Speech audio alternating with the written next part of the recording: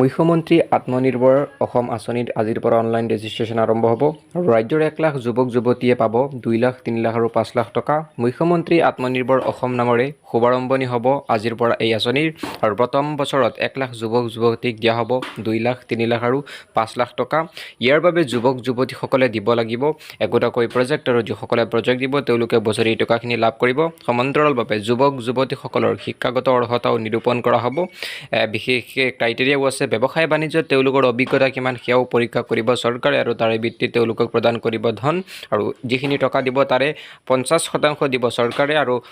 এই 50% ঘূৰাই দিব নালাগে আৰু বাকী 50% সুদবিহীন লোন হিচাপে প্ৰদান কৰা হ'ব প্ৰতিজন যুৱক-যুৱতীক আৰু চৰকাৰে 5 বছৰলৈ ঋণৰ সুদ প্ৰদান কৰি থাকিব। কোনো যুৱক-যুৱতীয়ে দিব নালাগে আৰু 23 তাৰিখ অৰ্থাৎ আজিৰ পৰা এই আঁচনিৰ আৰম্ভণি কৰা হ'ব। আজিৰ পৰা অনলাইন ৰেজিষ্ট্ৰেশ্যন কৰিব পাৰিব। 23 ছেপ্টেম্বৰৰ পৰা অৰ্থাৎ আজিৰ পৰা পঞ্জীয়ন পৰ্টেল হ'ব আৰু আজিৰ পৰা ৰেজিষ্ট্ৰেশ্যন অনলাইন ৰেজিষ্ট্ৰেশ্যন আৰম্ভ হ'ব। অনলাইনত প্ৰথমে আপোনালোকে কৰিব লাগিব ৰেজিষ্ট্ৰেশ্যন আৰু সকলোৱে যেতিয়া আজিৰ পৰা ৰেজিষ্ট্ৰেশ্যন কৰিব অনলাইন ৰেজিষ্ট্ৰেশ্যন কৰাৰ পিছত সৰ্বমুঠ কিমানে পঞ্জীয়ন কৰিলে তাৰ তথ্য প্ৰথমে সংগ্ৰহ কৰিব চৰকাৰে আৰু ইয়াৰ পিছত এটা এটাকৈ পৰীক্ষা কৰিব ক্ৰাইটেৰিয়াসমূহ যিসমূহ চৰকাৰে ক্ৰাইটেৰিয়া দিছে সেইবোৰ পৰীক্ষা কৰিব আৰু বয়সৰ সীমাৰ পৰা আৰম্ভ কৰি শিক্ষাগত অৰ্হতালৈ বহু তথ্য দিব লাগিব যুৱক-যুৱতীসকলে আৰু ইয়াৰ পিছতেই নিৰূপণ হ'ব কোনে পাব 2 লাখ, কোনে পাব 3 লাখ আৰু কোনে পাব 5 লাখকৈ টকা। ঋণ লাভক লৈ এই ডাঙৰ ঘোষণা হিমন্ত বিশ্ব চৰকাৰৰ তথা মন্ত্ৰী জয়ন্ত মল্ল বৰুৱাৰ আমাৰ হাতত মন্তব্য শুনাই লৈছোঁ। যিটো আমাৰ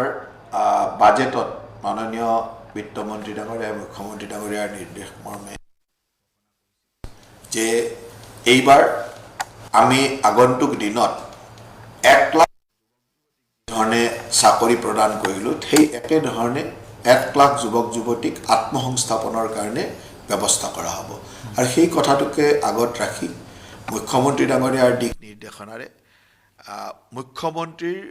আত্মনিৰ্ভৰ অসম নামেৰে 1 লাখ যুৱক-যুৱতীক প্ৰথম বৰ্ষত আৰু তাৰ পিছৰ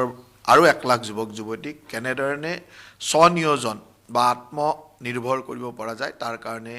এক বিস্তৃত আলোচনা কৰা হয় আৰু এই আলোচনাত আমি প্ৰথম বছৰত 1 লাখ যুৱক-যুৱতীক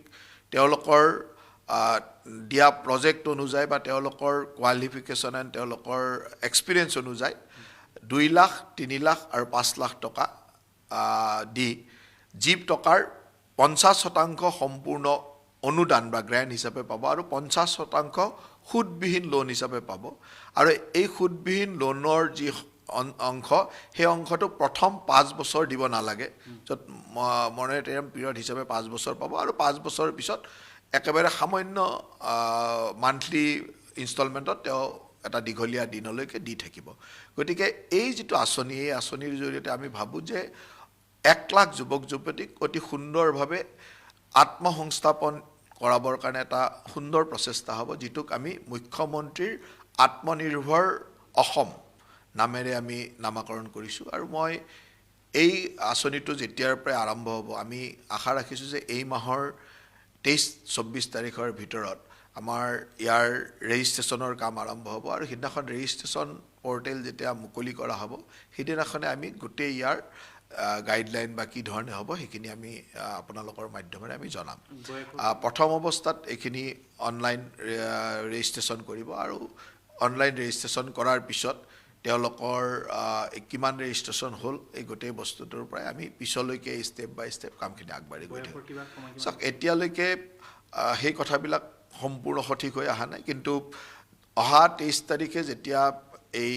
অনলাইন ৰেজিষ্ট্ৰেশ্যন মুকলি হ'ব সিদিনাখন বয়স কিমানৰ পৰা কিমান বয়সৰ ভিতৰত হ'ব লাগিব